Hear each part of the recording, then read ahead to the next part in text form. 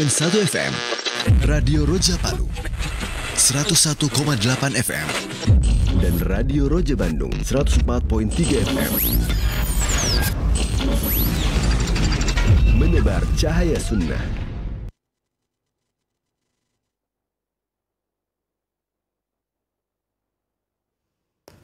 Assalamualaikum warahmatullahi wabarakatuh. Alhamdulillah, wassalatu wassalamu ala rasulillah wa ala alihi wa sahbihi wa mawala. Saudaraku seiman dan seakidah, sahabat Roja dimanapun Anda berada, masih bersama dengan kami di saluran tilawah Al-Quran dan kajian Islam. Dan kembali di Senin pagi ini kami akan hadirkan ke layar kaca Anda sebuah kajian ilmiah yang kami pancarluaskan dari kota Kudus bersama Ustadz Dr. Musyafa Ad-Darini Hafizahullah Ta'ala sebagai pembina Yayasan Risalah Islam Kudus. Dan di kesempatan pagi hari ini kembali kita akan mengkaji fikih sunnah dengan subtema yang akan kita bahas, yakni fikih sholat Jumat. Saudaraku seiman dan seakidah, Anda dapat menyimak kajian ini kurang lebih 1 jam ke depan, dan Anda dapat berpartisipasi dengan menyimak kajian ini tentu saja dan mengirimkan pertanyaan melalui pesan WhatsApp di nomor 0218236543. Baiklah saudaraku seiman dan seakidah, untuk selanjutnya kita akan simak nasihat dari Al-Ustadz Dr. Musyafa Ad-Darini Hafizahullah Ta'ala. Kepada Al-Ustadz, falyatafaddal maskura. Bismillahirrahmanirrahim. Assalamualaikum warahmatullahi wabarakatuh. Innal hamdalillah nahmaduhu wa nasta'inuhu wa nastaghfiruh wa na'udzu billahi min syururi anfusina wa min sayyiati a'malina. May yahdihillahu fala mudilla lahu wa may yudlil fala hadiya lahu. Wa asyhadu an la ilaha illallah wahdahu la syarika lahu. Wa asyhadu anna Muhammadan abduhu wa rasuluh. Ya ayyuhalladzina amanu ittaqullaha haqqa tuqatih wa la tamutunna illa wa antum muslimun, amma ba'd. Fa inna asdaqal hadithi kitabullah wa khairal huda huda Muhammadin sallallahu alaihi wasallam wa syarral umuri muhdatsatuha. Fa inna kulla muhdatsatin bid'ah wa kulla bid'atin dhalalah wa kulla dhalalatin finnar. Para jemaah sekalian, kaum muslimin dan kaum muslimat, ikhwati wa akhwati fillah rahimana wa rahimakumullah. Alhamdulillah, kita terus panjatkan puja dan puji syukur kita kepada Allah Subhanahu wa ta'ala yang telah memberikan kepada kita nikmat-nikmatnya yang tak terhingga. Nikmat iman, nikmat Islam, nikmat sehat, nikmat hidayah sunnah, nikmat berada di atas kebaikan dan ketaatan, nikmat teman yang baik, dan nikmat-nikmat yang lainnya yang tidak bisa kita sebutkan semuanya. Itu semuanya dari Allah Subhanahu wa ta'ala, dan kita harus mensyukurinya. Apabila kita syukur kepada Allah Subhanahu wa ta'ala, maka Allah Subhanahu wa ta'ala akan jaga nikmat itu. Bahkan Allah Subhanahu wa ta'ala akan tambahkan untuk kita nikmat-nikmat yang lainnya. Tapi apabila kita tidak bersyukur kepadanya atas nikmat-nikmat tersebut, maka Allah Subhanahu wa ta'ala akan memberikan azab kepada kita. Allah Subhanahu wa ta'ala di dalam Al-Quran mengatakan, la in syakartum la azidannakum. Apabila kalian bersyukur, maka aku benar-benar akan memberikan tambahan untuk kalian. Wala in kafartum inna adzabi lasyadid. Tapi apabila kalian kufur, maka sungguh azabku itu benar-benar sangat pedih. Salawat dan salam, keberkahan dan kenikmatan semoga selalu terlimpahkan dan tercurahkan kepada Nabi Agung Muhammad sallallahu alaihi wasallam. Begitu pula kepada seluruh keluarga beliau, seluruh sahabat beliau dan seluruh kaum muslimin yang mengikuti beliau dan para sahabatnya dengan baik hingga hari akhir nanti. Para jemaah sekalian, a'azzanallahu wa iyyakum. Di pertemuan yang terakhir kita sudah sampai pada pembahasan tentang larangan membuat majelis-majelis yang melingkar sebelum sholat Jum'ah. Sebelum sholat Jum'ah dilakukan. Dan pada kesempatan kali ini kita akan membahas masalah-masalah yang berkaitan dengan sholat Jum'ah. Masalah yang pertama adalah masalah adzan. Kapan adzan sholat Jum'ah dikumandangkan? Adzan sholat Jum'ah dikumandangkan itu saat khatib duduk, ya, saat khatib duduk di atas mimbarnya. Jadi khatib datang, naik ke atas mimbar, kemudian mengucapkan salam. Assalamualaikum warahmatullahi wabarakatuh. Setelah itu,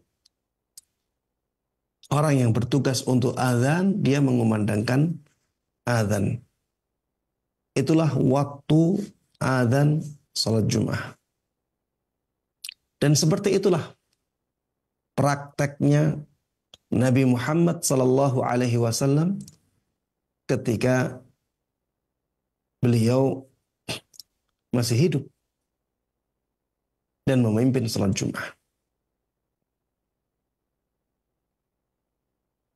Dan tentunya ini yang paling afdal. Tentunya ini yang lebih baik daripada praktek yang lainnya.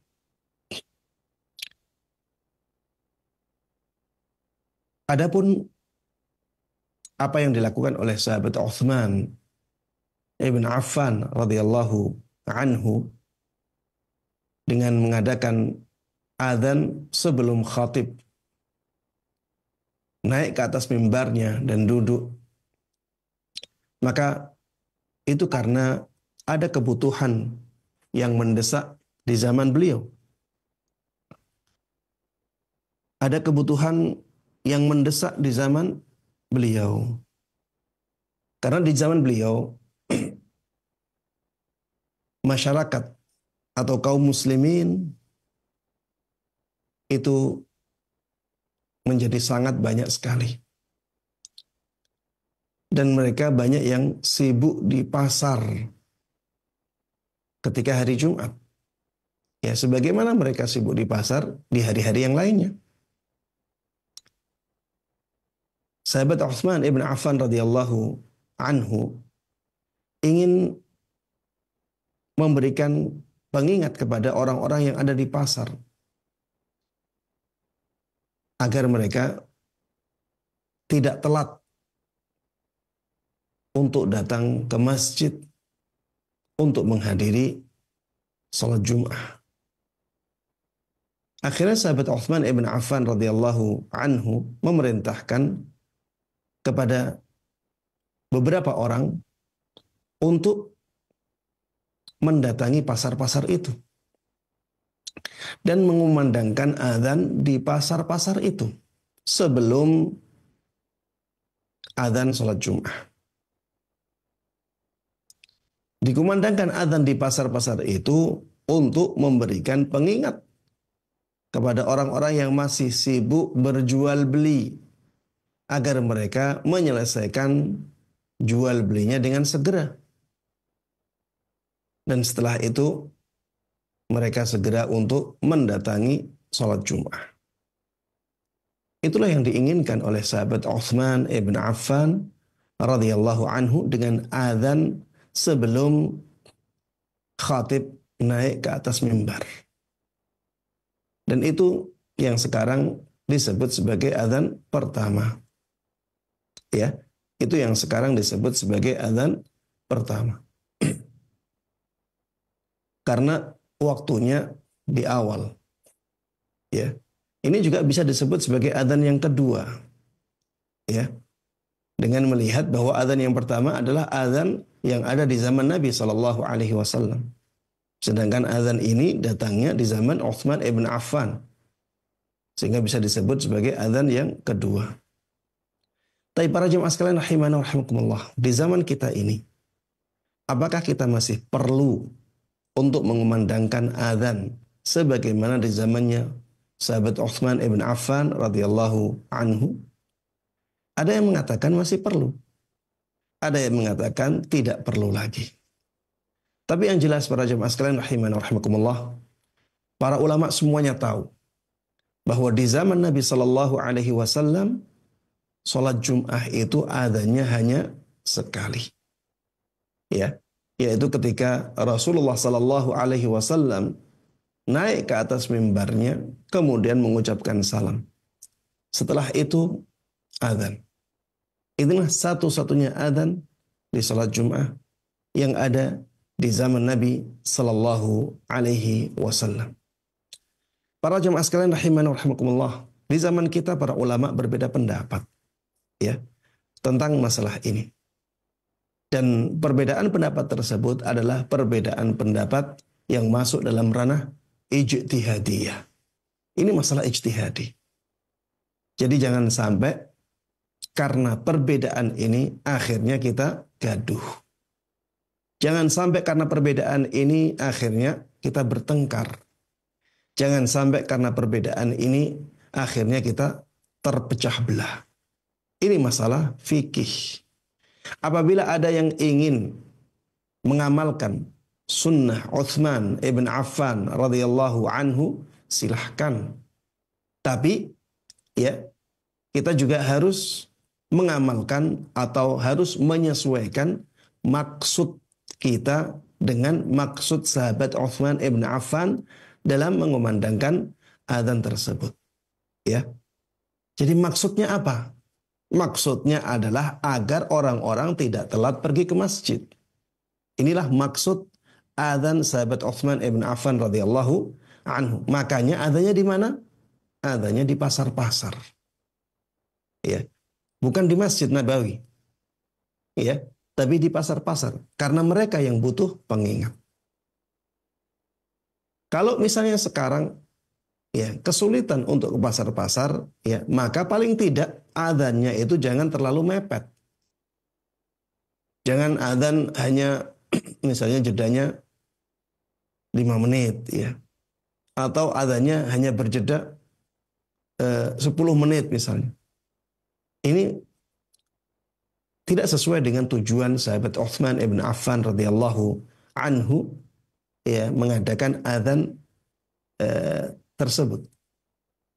Karena kalau hanya 5 menit, hanya 10 menit, maka ini tidak cukup ya untuk mengingatkan orang-orang tersebut agar persiapan untuk datang ke masjid. Jadi kalau misalnya ada adzan ini atau diadakan adzan yang seperti ini, maka adakan adzan tersebut misalnya setengah jam sebelum adzan sholat Jum'ah. Dan tidak mengapa adzan ini dikumandangkan sebelum waktu zuhur tiba. Ya, saya katakan waktu zuhur, ya, ini sama dengan waktu sholat Jum'ah, ya, menurut mayoritas ulama. Baik, jangan sampai akhirnya ada anggapan bahwa setelah adzan tersebut ada sholat qobliyah Jum'ah. Karena di zaman Nabi Shallallahu Alaihi Wasallam tidak ada sholat qobliyah Jum'ah.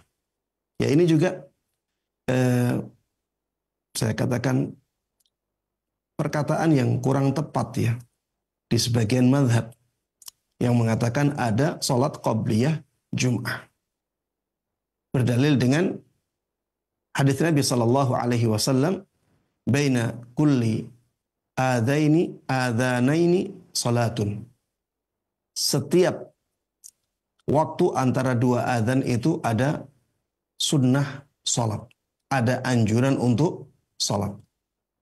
Kemudian memasukkan dua adzan ya antara azan yang diprakarsai oleh sahabat Utsman ibn Affan dengan azan salat Jum'ah ya ke dalam hadis ini. Sehingga ada sunnah salat qabliyah Jum'ah. Maka jawabannya ini tidak tepat ya. Karena azan yang ada di zaman sahabat Utsman ibn Affan tersebut ya itu tidak ada di zaman Nabi Shallallahu Alaihi Wasallam, sehingga tidak tepat apabila azan yang ada di zaman sahabat Utsman ibn Affan tersebut dimasukkan ke dalam hadis itu. Ya, hadis itu berkaitan dengan praktek yang ada di zaman Nabi Shallallahu Alaihi Wasallam. Jadi tidak ada salat qabliyah Jum'ah. Sebagaimana tidak ada salat qabliyah Jum'ah di zaman Nabi Sallallahu Alaihi Wasallam. Karena praktek salat Jum'ah di zaman Nabi Sallallahu Alaihi Wasallam, beliau datang untuk naik ke mimbar, kemudian beliau mengucapkan salam, kemudian adzan salat Jum'ah.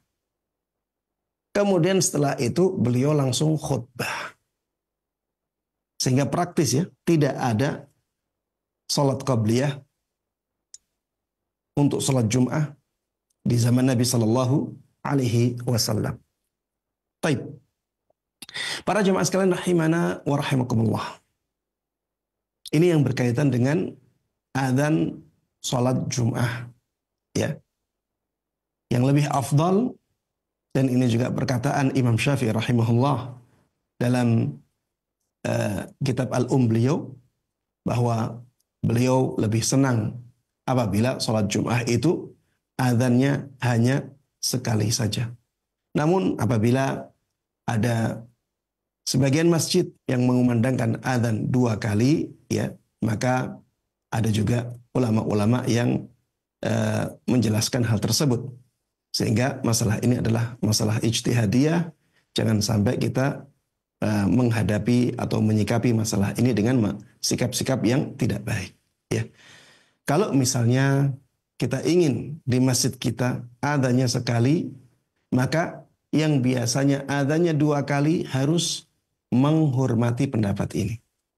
Karena ini justru yang dipraktekkan oleh Nabi Sallallahu Alaihi Wasallam. Kalau misalnya orang yang biasa sholat di masjid yang adanya sekali, kemudian sholat di masjid yang adanya 2 kali, maka ya jangan sampai membuat gaduh, ya. Karena ini juga sudah dipraktekkan di zaman sahabat Utsman ibn Affan radhiyallahu anhu, ya. Namun tadi kita menyarankan agar tata cara adzan tersebut disesuaikan dengan tata cara adzan di zaman sahabat Utsman ibn Affan radhiyallahu anhu, yaitu dengan diberikan jeda yang lebih panjang agar fungsi adzan tersebut sama dengan fungsi adzan yang diinginkan oleh sahabat Utsman ibn Affan di zamannya. Ya, fungsinya adalah apa tadi? Agar masyarakat itu bersiap-siap untuk pergi ke sholat Jum'ah. Agar mereka tidak telat. Agar ketika azan sholat Jum'ah yang disyariatkan di zaman Nabi Sallallahu Alaihi Wasallam, itu masyarakat sudah ada di masjid. Ya. Ketika azan tersebut dikumandangkan, masyarakat sudah ada di masjid. Karena ya sudah diingatkan dengan adzan yang diadakan di zaman sahabat Utsman ibn Affan radhiyallahu anhu. Baik, masalah yang kedua para jemaah sekalian rahimani rahimakumullah adalah masalah kapan adzan salat Jum'ah dikumandangkan. Di sini ada 2 pendapat. Ya. Ada 2 pendapat. Ada yang mengatakan adzan salat Jum'ah itu harus dikumandangkan setelah masuknya waktu zuhur, yaitu setelah tergelincirnya matahari. bukan sebelum itu. Sehingga tidak boleh mengumandangkan azan sholat Jum'ah sebelum waktu zuhur masuk. Ini pendapat yang pertama. Pendapat yang kedua, pendapat yang mengatakan azan sholat Jum'ah itu boleh dikumandangkan sebelum masuk waktu zuhur.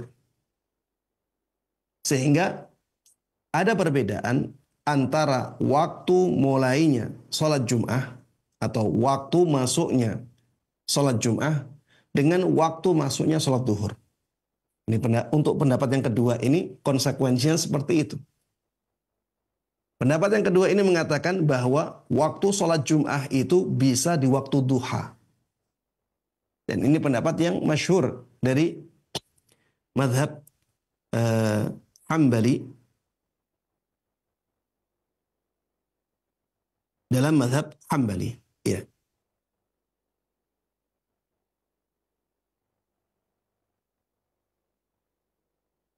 Dalam mazhab Hambali, ya, ada pendapat ini.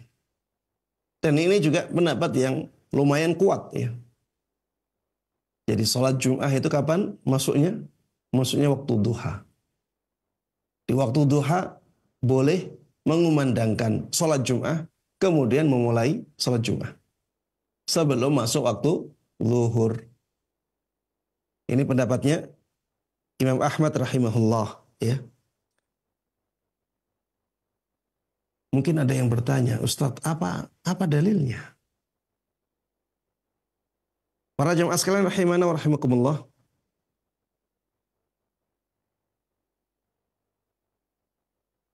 Ada beberapa dalil yang disebutkan oleh Imam Ahmad rahimahullah. Di antara dalil yang bisa digunakan untuk berdalil, ya, untuk pendapat ini adalah asar dari Abu Razin. Beliau mengatakan, kunna nusalli ma'a Aliyin al-Jum'ah. Fa ahyanan najidu fay'an wa ahyanan la najiduhu. Dahulu kami pernah sholat bersama sahabat Ali. Dahulu kami pernah sholat Jum'ah bersama siapa? Sahabat Ali ibn Abi Thalib radhiyallahu anhu. Fa'ahyanan najidu fay'an. Terkadang kami mendapati sudah ada bayangan. Berarti matahari sudah tergelincir, sudah masuk waktu zuhur. Taib, setelah itu Abu Razin rahimahullah mengatakan, wa ahyanan la najidu. Terkadang kami belum mendapatkan ada bayangan benda. Berarti matahari belum tergelincir. Kalau matahari belum tergelincir, harusnya ya belum masuk waktu zuhur. Ini menunjukkan bahwa sahabat Ali ibn Abi Thalib radhiyallahu anhu itu ya meyakini bahwa sholat Jum'ah bisa dilakukan sebelum waktu zuhur. Karena ternyata ya belum ada bayangan benda. Baik. Ada athar lain dari Abdullah ibn Salamah rahimahullah. Beliau mengatakan, "Shalla bina Abdullah ibn Mas'ud radhiyallahu anhu al-jum'ata duhan wa qala khashitu alaikumul har." Dahulu sahabat Abdullah ibn Mas'ud pernah sholat Jum'ah bersama kami. Kapan waktunya? Duhan, di waktu duha. Dan sahabat Abdullah ibn Mas'ud mengatakan kepada orang-orang, khasyitu alaikumul har. Aku khawatir kalian nanti ya kepanasan. Karena teriknya matahari kalau sholat Jum'ahnya dilakukan di waktu zuhur. Agar mereka tidak kepanasan, Maka sahabat Abdullah bin Mas'ud radhiyallahu anhu salat Jum'ah bersama mereka di waktu duha. Ya, ini menunjukkan pendapat sahabat Abdullah bin Mas'ud juga demikian. Kalau tadi sahabat Ali, ini sahabat Abdullah ibn Mas'ud.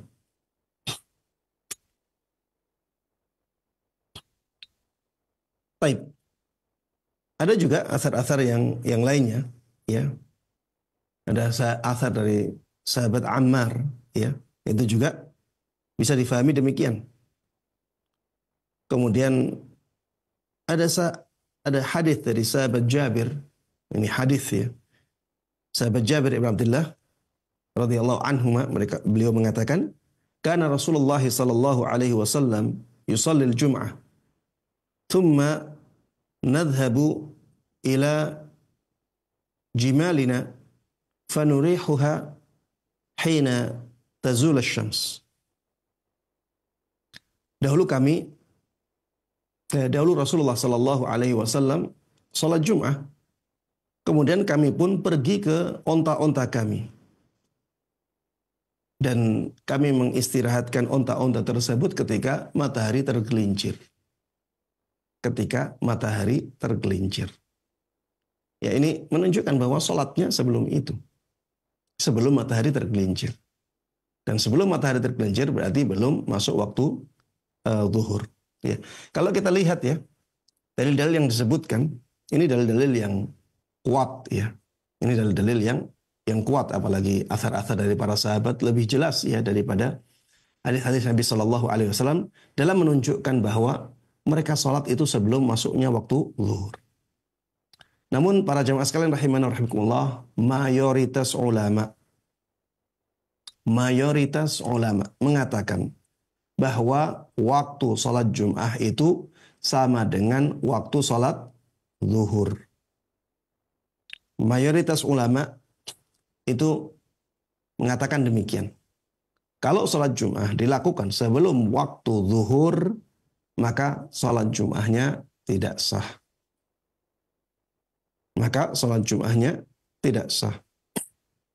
Kenapa? Karena sholat Jum'ah itu ganti sholat zuhur.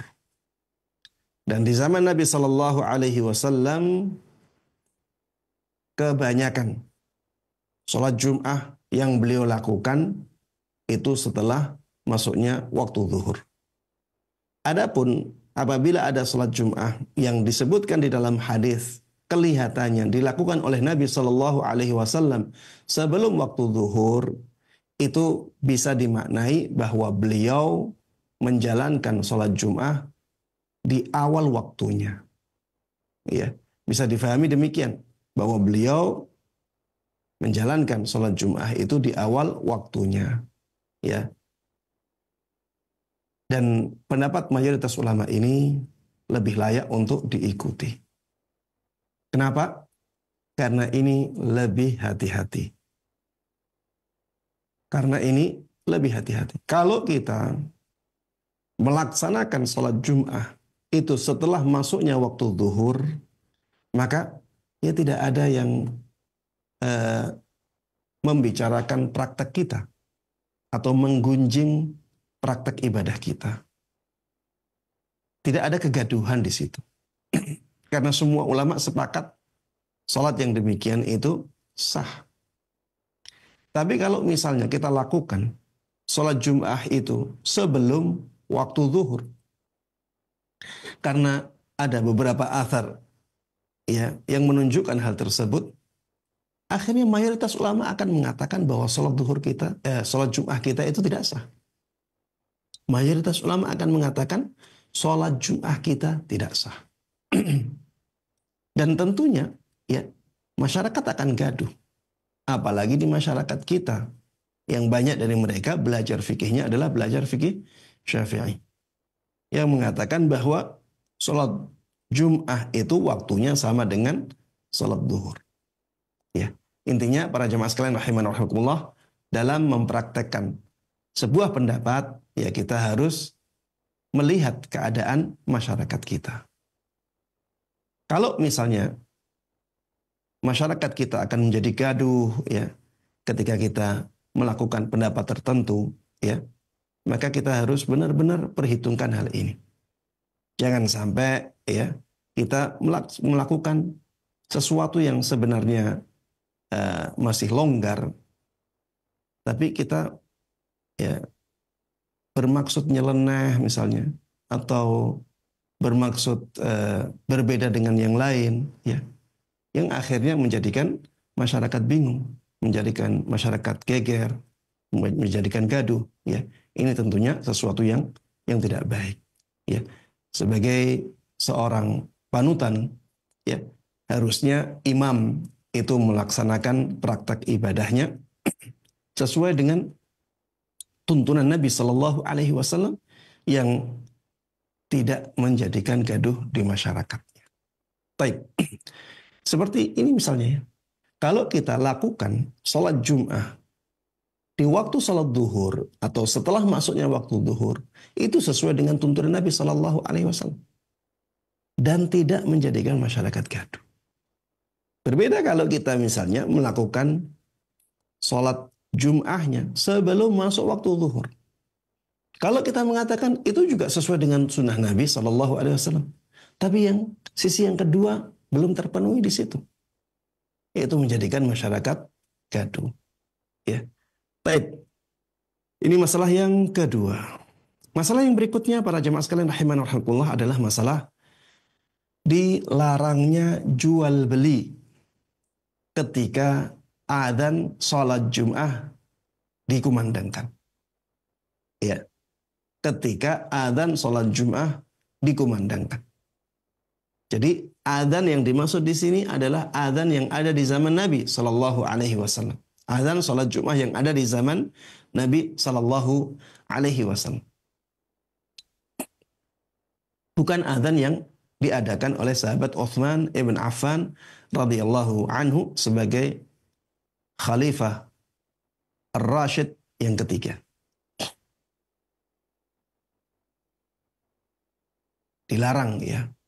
Dan yang dimaksud dilarang di sini ya diharamkan. Karena pada asalnya larangan itu bermakna keharaman. Hal ini berdasarkan firman Allah Subhanahu wa taala di dalam surat Jumu'ah, ya ayyuhalladzina amanu idza nudiya lis-salati min yaumil jumu'ati fas'au ila dzikrillah wa dzarul bai' dzalikum khairul lakum in kuntum ta'lamun. Wahai orang-orang yang beriman, apabila kalian dipanggil untuk salat Jum'ah, apabila ada panggilan salat Jum'ah, idza nudiya lis-salati min yaumil jum'ah fas'au ila dzikrillah, maka bersegeralah kalian menuju kepada zikrullah, yaitu khutbah Jum'ah. Zikrullah di sini ya artinya adalah khutbah Jum'ah. Fas'au ila dzikrillah, bersegeralah kalian untuk menuju khutbah Jum'ah itu. Wa dzarul bai', dan tinggalkan jual beli. Ini perintah, tapi maknanya larangan. Tinggalkan jual beli. Maksudnya jangan jual beli. Dzalikum khairul lakum in kuntum ta'lamun. Itu lebih baik bagi kalian apabila kalian mengetahui. Jadi di situ ada perintah, di situ ada perintah yang bermakna larangan. Fas'au ila dzikrillah, perintah. Bersegeralah kalian menuju khutbah. Wa dzarul bai', dan tinggalkanlah jual beli. Maksudnya jangan jual beli. Maka ini menunjukkan makna haram. Kita diharamkan jual beli ketika adzan salat Jumat sudah dikumandangkan. Dan ini menunjukkan ya, bolehnya kita jual beli di hari Jumat. Ini menunjukkan bolehnya kita jual beli di hari Jumat. Karena larangan untuk jual beli di hari Jumat ketika adzan salat Jumat dikumandangkan, itu menunjukkan bahwa di hari-hari itu ada jual beli. Ya, ini menunjukkan bahwa di hari Jumat itu ada jual beli. Karena kalau di hari Jumat tidak boleh jual beli, maka tidak ada fungsinya, tidak ada manfaatnya perintah meninggalkan jual beli di hari Jumat. Perintah meninggalkan jual beli di hari Jumat itu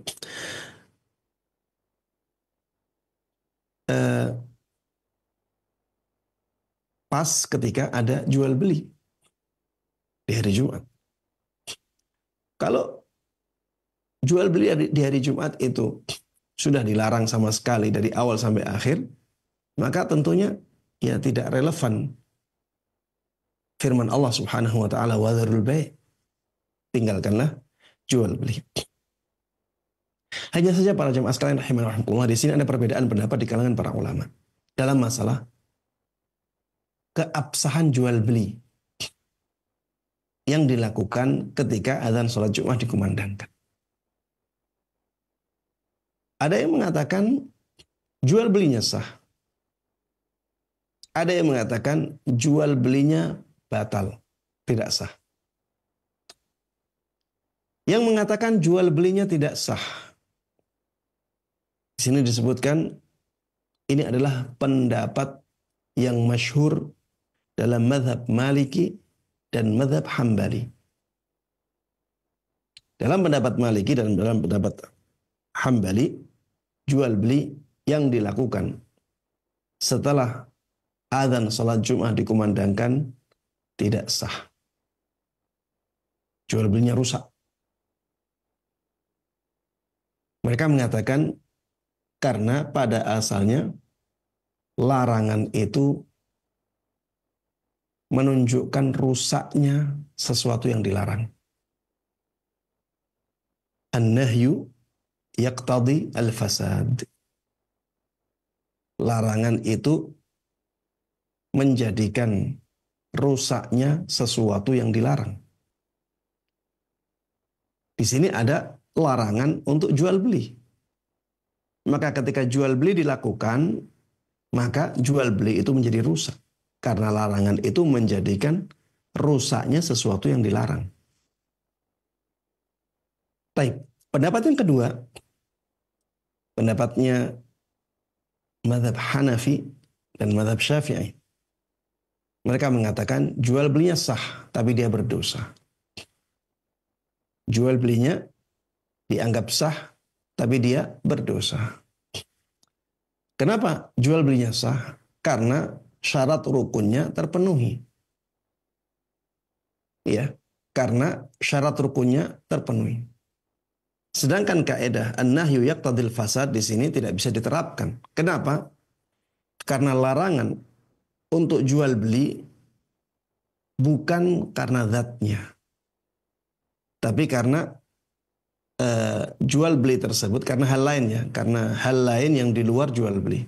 Karena kalau tidak dilarang, maka orang akan tersibukkan dengan jual beli dan akhirnya tidak bisa mendatangi sholat Jum'ah. Jual beli akan menyibukkan seseorang dari sholat Jum'ahnya. Makanya dilarang. Sehingga larangan tersebut tidak tertuju pada zatnya jual beli. Tapi larangan tersebut tertuju pada sesuatu yang di luar jual beli. Itu karena berkaitan dengan sholat Jum'ah. Ya, pendapat yang kedua ini pendapat yang ana melihat lebih kuat ya. Jadi haram melakukan jual beli setelah azan sholat Jum'ah dikumandangkan. Apabila ada yang melanggar larangan ini, maka dia berdosa karena dia menjalankan sesuatu yang diharamkan. Tapi jual belinya tetap dianggap sah ya karena syarat rukunnya telah terpenuhi ya. Dan sebenarnya yang seperti ini banyak ya. Jadi berdosa tapi apa yang dilakukan dianggap sah. Seperti misalnya ada orang yang sholat tapi dia menggosok. Misalnya dia pakai peci, peci punya temannya, dia belum izin. Dan temannya tersebut sebenarnya tidak rela dengan itu. Dia pakai peci, kemudian sholat. Pakai pecinya ini gosok. Ya. sehingga dia berdosa dengan gosoknya tersebut. Tapi sholatnya dianggap sah. Dia berdosa, tapi sholatnya sah. Kemudian ada para ulama juga mengatakan ketika orang haji menggunakan harta yang diharamkan atau umrah menggunakan harta yang diharamkan. Para ulama mengatakan ya, umrahnya atau hajinya sah selama memenuhi syarat rukunnya. Tapi dia berdosa, ya, dia berdosa menggunakan harta yang diharamkan untuk melaksanakan ibadah haji atau ibadah umrahnya. Dalam masalah jual beli di hari Jumat juga demikian, ya. Jadi pendapat yang lebih kuat yang saya lihat wallahu taala alam adalah pendapatnya mazhab Hanafi dan mazhab Syafi'i yang mengatakan bahwa jual beli yang dilakukan saat adzan salat Jumat dikumandangkan atau setelah itu ketika hari Jumat, ya, ini diharamkan. Tapi kalau dilanggar, ya tidak menjadikan jual belinya tidak sah. Jual belinya tetap sah, tapi orang tersebut berdosa ketika melakukan jual beli tersebut. Wallahu ta'ala a'lam. Para jemaah sekalian rahimana rahimakumullah. Masalah yang berikutnya kita akan beranjak ke masalah-masalah fikih yang berkaitan dengan khutbah Jum'ah dan masalah-masalah yang berkaitan dengan khatib. Ya. Ini masalah-masalah yang berkaitan dengan khutbah Jum'ah dan khatibnya. Yang pertama, khutbah Jum'ah adalah syarat sahnya sholat Jum'ah. Khutbah Jum'ah adalah syarat sahnya sholat Jum'ah. Sehingga apabila ada sholat Jum'ah yang tidak ada khutbah Jum'ahnya, maka sholat Jum'ahnya tidak sah. Kenapa demikian? Ya karena di zaman Nabi SAW praktek sholat Jum'ah itu seperti itu. Jadi ada khutbah 2 kali, kemudian setelah itu sholat Jum'ah 2 rakaat. Ya. Tidak pernah Rasulullah SAW menyelisih tata cara ini selama hidupnya.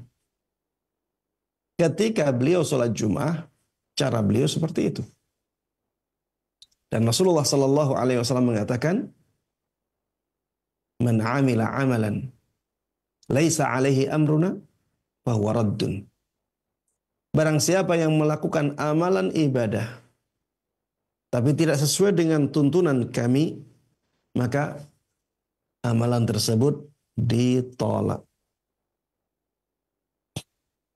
Kemudian para jemaah sekalian rahiman rahimakumullah, ayat yang kita baca tadi itu menyebutkan khutbah Jum'ah walaupun dengan sebutan zikrillah. Ya ayyuhalladzina amanu idza nudiya lis-salati min yaumil jumu'ati fas'au ila dzikrillah wa dzarul bai'. Wahai orang-orang yang beriman, apabila ada panggilan salat di hari Jumat, maka bersegeralah kalian untuk menuju zikrullah. Bersegeralah kalian untuk menuju apa? Zikrullah. Zikrullah di situ adalah khutbah. Maka ini menunjukkan harus ada khutbah. Wadharul bai' dan tinggalkanlah jual beli. Taib. Kemudian ya disebutkan di sini juga tahrimul kalam hinal khutbah wa wujubu al-istima' ilaihi wa wujub al-istima' ilaiha. Dilarangnya berbicara ketika khutbah dan wajibnya mendengarkan khutbah. Kalau khutbah tidak wajib, maka ya tidak pantas ya dikatakan mendengarkan khutbah itu wajib. Kalau khutbah itu tidak wajib, ya, maka tidak pas kalau dikatakan bahwa mendengarkan khutbah itu wajib. Diharamkan perkataan atau pembicaraan diharamkan saat khutbah berlangsung. Ini menjadi tidak pas ya.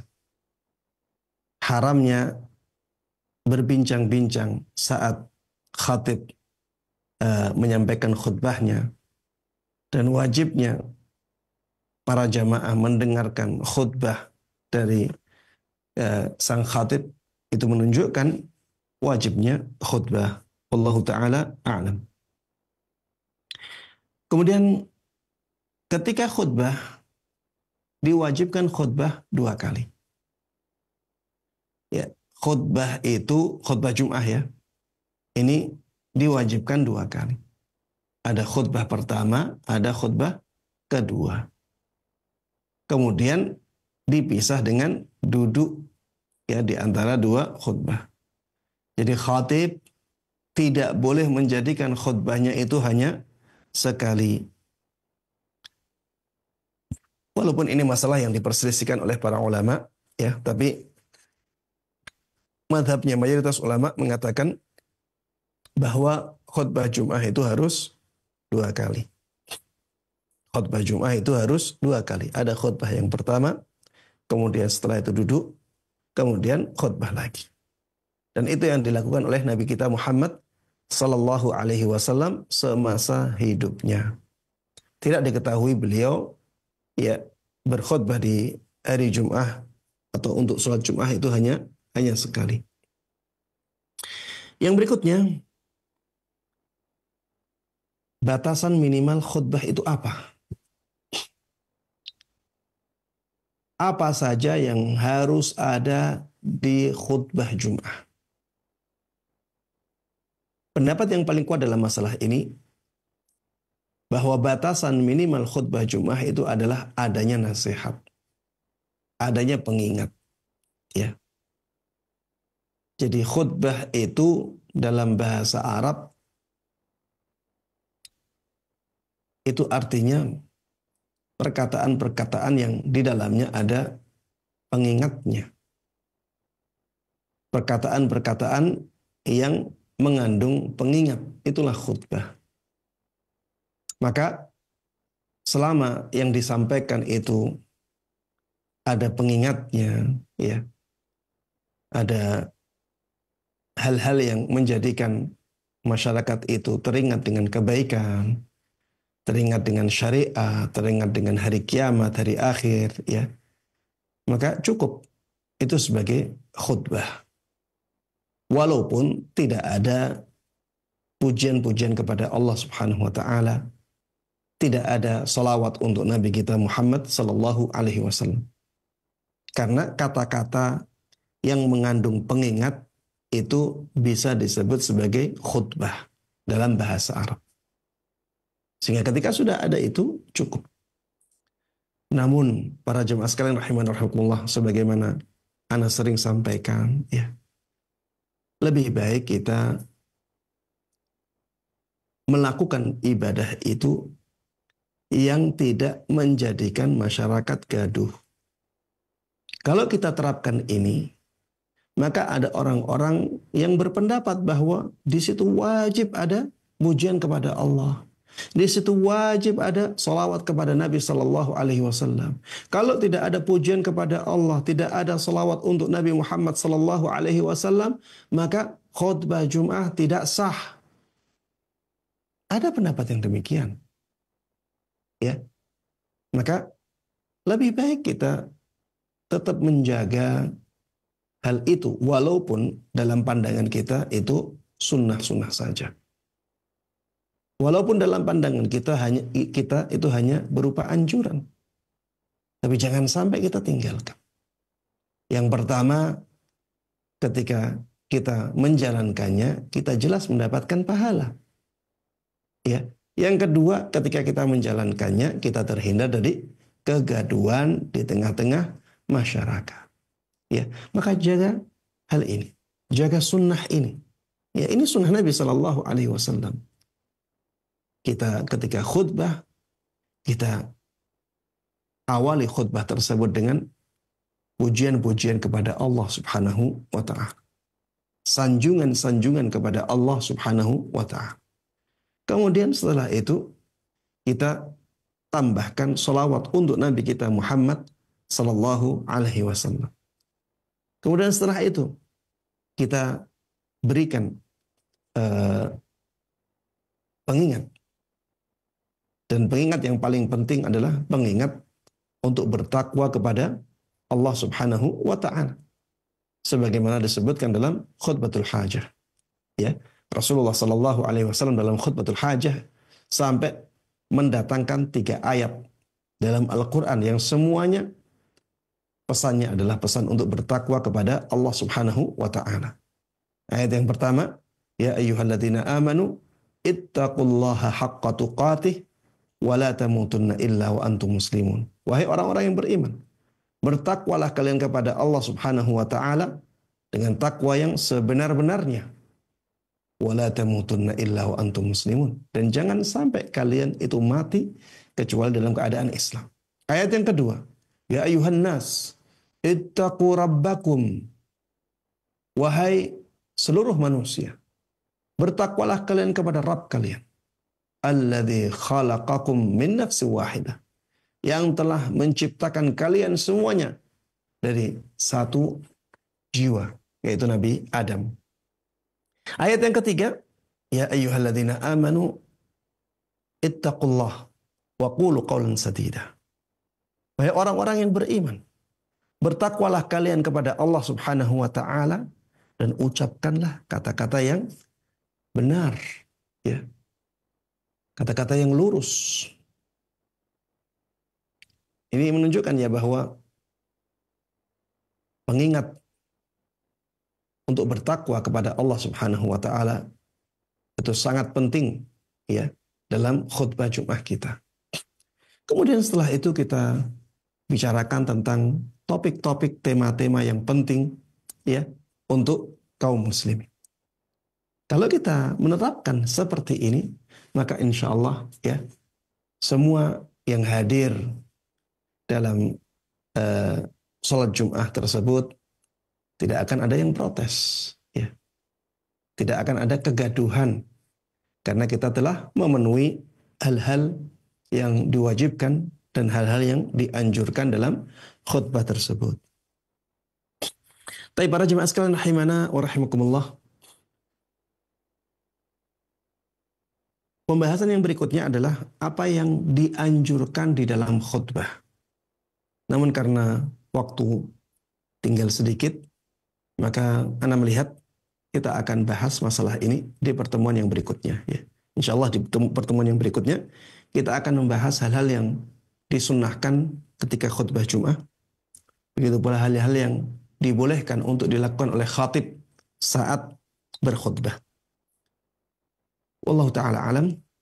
Wa sallallahu wa sallama wa baraka ala nabina Muhammadin wa ala alihi wa sahbihi wa man tabi'ahum bi ihsan ila yaumiddin walhamdulillahi rabbil alamin. Jazakallahu khairan kami sampaikan kepada Ustaz Dr. Musyafa Ad-Darini hafizahullah ta'ala yang telah memberikan bimbingannya kepada kita di kesempatan kajian pagi hari ini langsung dari kota Kudus. Dan untuk berikutnya kami undang Anda sahabat Roja di rumah untuk sesi tanya jawab. Anda dapat berpartisipasi dengan menelpon kami di 021 823 6543 atau melalui pesan WhatsApp di nomor yang sama. Baik, kita angkat terlebih dahulu penanya melalui line telepon, kami persilahkan. Iya. Assalamualaikum warahmatullahi wabarakatuh. Waalaikumsalam warahmatullahi wabarakatuh. Dengan siapa di mana, Bapak? Saya dengan Andi, Pak, dalam perjalanan. Baik, silakan. Ya, saya ingin tanyakan Pak Ustadz terkait dengan peraturan masjid yang melarang anak belum tamis masuk gitu ya. Jadi ada stiker yang bertempelkan anak yang belum tamis dilarang masuk gitu. Padahal tidak semua anak yang belum tamis membuat gaduh gitu, Ustaz. Nah, di stiker itu saklek gitu ya, tidak ada pengecualian. Mohon pencerahan Ustaz. Assalamualaikum warahmatullahi wabarakatuh. Jazakumullahu khairan. Waalaikumsalam warahmatullahi wabarakatuh. Tafadhol Ustaz. Mas kalian rahiman rahimakumullah. Peraturan-peraturan yang seperti ini, Anda melihat Allah Ta'ala alam itu dikembalikan kepada maslahat ya. Dikembalikan kepada maslahat yang lebih besar ya.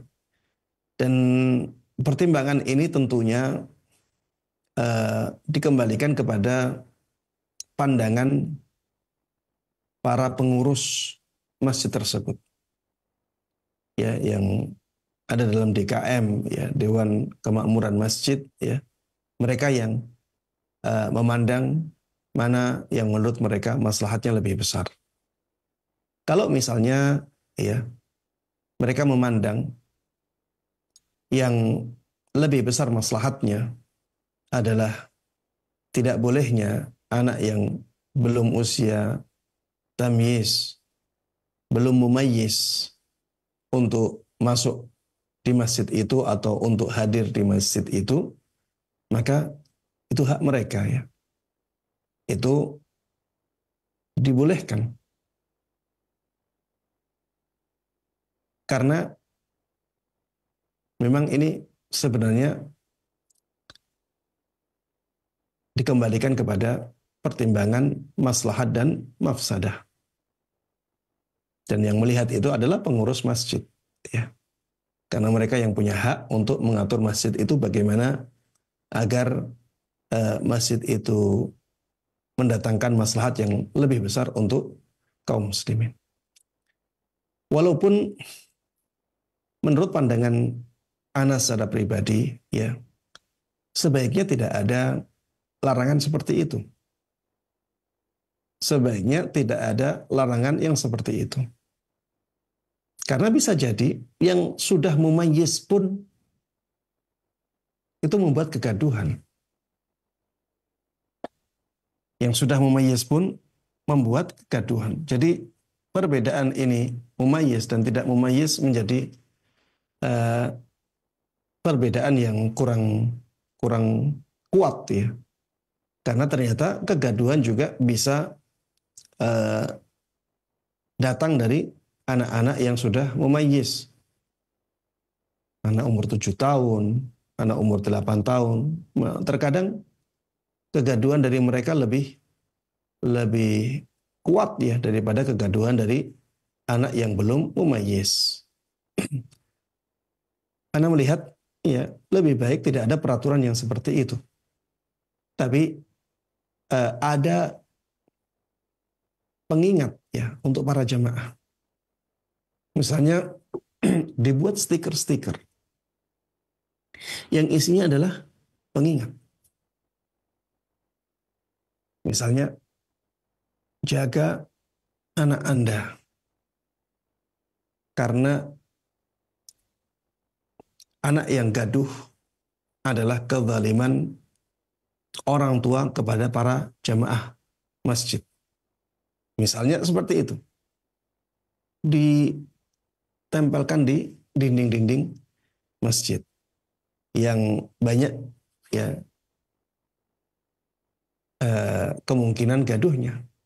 Biasanya gaduh itu berada di belakang. Maka ditempelkan itu di bagian belakang yang ada kemungkinan banyak gaduhnya. Kemudian bisa juga disampaikan di khutbah. Ya, kita berpesan kepada khatibnya, tolong nanti diingatkan masalah ini. Jika masyarakat akan sadar dan bertanggung jawab ketika membawa anak kecil ke masjid. Tidak harus ada peraturan itu, tapi maslahat juga didapatkan oleh jamaah masjid. Ya, demikian Allah Ta'ala alam. Jazakallahu khairan Ustaz atas penjelasannya, dan berikutnya Ustaz kita angkat pertanyaan melalui pesan WhatsApp dari penanya di Bekasi. Ada beberapa orang Ustaz yang bertanya terkait dengan sholat Jumat Ustadz, apakah kita diizinkan untuk minum air putih Ustadz ketika sebelum atau ketika khotib sedang berkhutbah? Dan pertanyaan kedua Ustadz, ketika khotib berdoa, apa yang harus kita lakukan? Apakah mengangkat tangan dan mengaminkan atau seperti apa? Mohon penjelasannya. Tafadhol Ustadz. Para jemaah sekalian rahimanallah, bolehkah jamaah sholat Jum'ah itu minum ketika khatib sedang berkhutbah? Jawabannya wallahu ta'ala alam, tidak ada larangan dalam hal ini, ya. Tidak ada larangan dalam hal ini, sehingga boleh-boleh saja para jamaah minum saat khatib menyampaikan khutbahnya. Namun yang perlu digarisbawahi di sini, jangan menjadikan minuman itu sebagai mainan. Ya, maksudnya setelah minum misalnya botolnya dijadikan mainan. Ini ada larangannya. Ya. Memainkan kerikil saja dilarang. Apalagi memainkan sesuatu yang lebih besar, yaitu botol minuman itu. Jadi setelah minum, letakkan, jangan dibuat mainan. Jangan dimain-mainkan botolnya. Karena ada larangan ya bermain-main dengan sesuatu saat khatib menyampaikan khutbahnya. Kemudian pertanyaan yang kedua ya.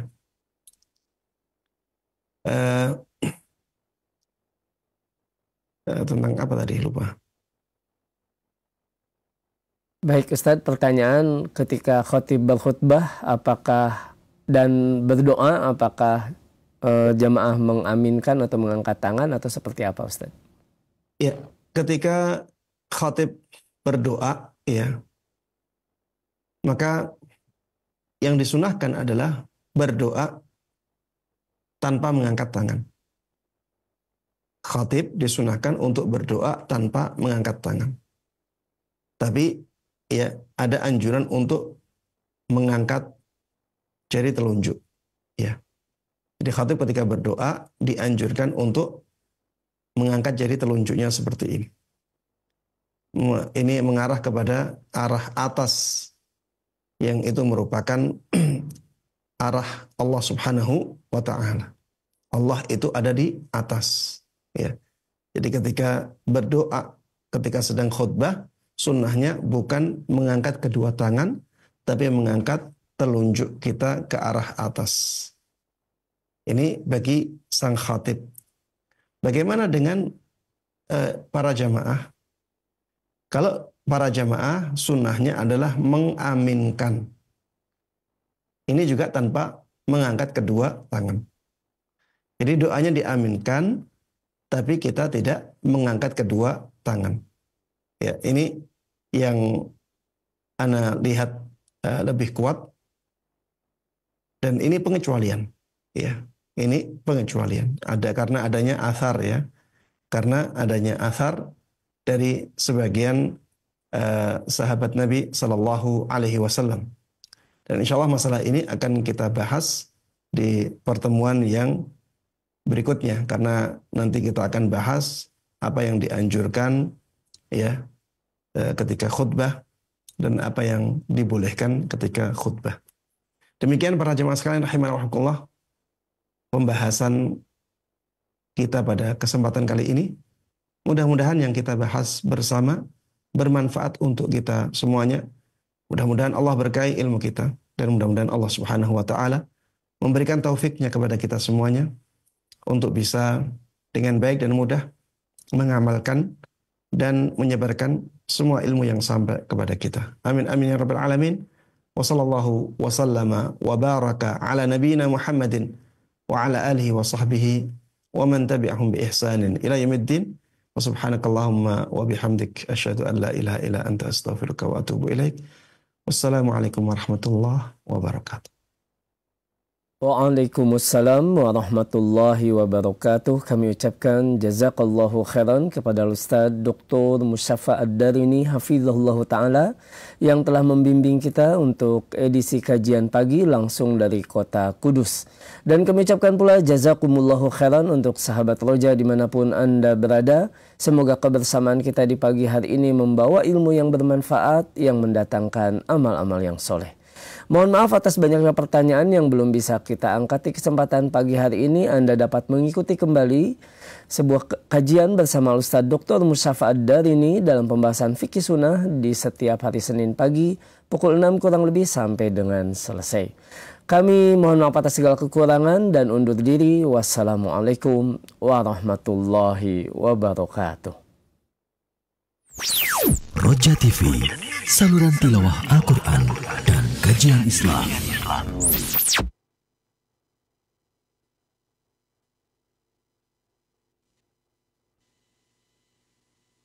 Simak Radio Roja Bogor 100.1 FM. Radio Roja